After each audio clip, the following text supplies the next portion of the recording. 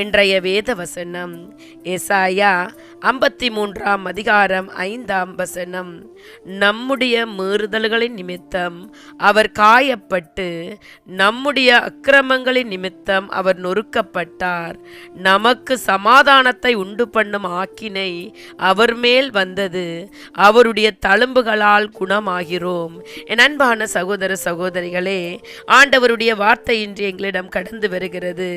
நம்முடைய மீறுதல்களின் நிமித்தம் நாம் காயப்பட வேண்டும், நமது அக்கிரமங்களின் நிமித்தம் நாம் நொறுக்கப்பட வேண்டும். கிறிஸ்துவோ அவற்றை ஏற்றுக்கொண்டார். உச்சந்தலையிலிருந்து உள்ளங்கால் வரை கிறிஸ்து காயப்படுத்தப்பட்டார். நமது தீமையான எண்ணங்களுக்கும் நாம் பெற வேண்டிய தண்டனைக்கு பதிலாக கிறிஸ்துவின் தலையில் முட்கிரீடம் வைத்து கோலால் அடித்தனர். முகத்தால் நாம் செய்யும் பாவங்களுக்காக கிறிஸ்துவின் முகத்தில் அடித்து துப்பி தாடியை பிடுங்கினார்கள்.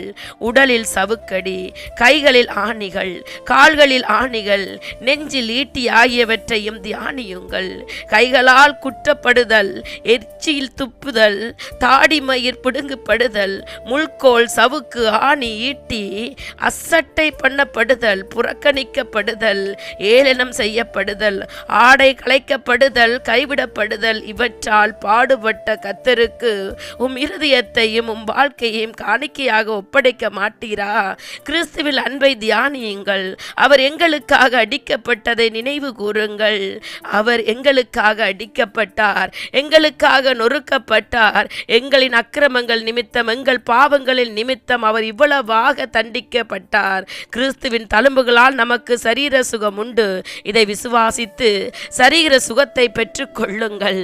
அன்பானவர்களே, இயேசு தன் பாவத்திற்காக அல்ல, நம்முடைய பாவங்களுக்காக காயப்பட்டார். எங்கள் அக்கிரமங்களின் சுமையால் அவர் நொறுக்கப்பட்டார். நாம் தேவனுடைய சமாதானம் கொள்ளும்படி அவர் சாட்டைகளில் அடிகளை பெற்றார். அவர் பெற்ற அடிகளால் நமக்கு ஆன்மீகமான குணமடைதலை நாங்கள் பெற்றுக்கொண்டவர்களாய் இருக்கிறோம். சிலுவை இயேசுவின் தோல்வி அல்ல, அது நான் ரட்சிப்பின் வெற்றி. அவர் காயங்கள் நமக்கு குணமாக மாறின. அவர் துன்பம் நமக்கு சமாதானத்தை அளித்தது. அவர் மரணம் நமக்கு நித்திய ஜீவனை தந்தது. அதனால் நம்முடைய பாவங்களுக்காக இயேசு சிலுவையில் துன்பிட்டார். அவரின் காயங்களால் நம்முடைய ஆத்மா குணமடைந்தது. அவரின் இரத்தத்தால் நமக்கு ரட்சிப்பு கிடைத்தது. ஆகையால் அவர் செய்த பலியை கௌரவித்து நம் வாழ்வை அவருக்கே அர்ப்பணிப்போமாக. அவருடைய வழிகளில் வந்து விடுதலைகளை பெற்றுக் கொள்ளுங்கள்.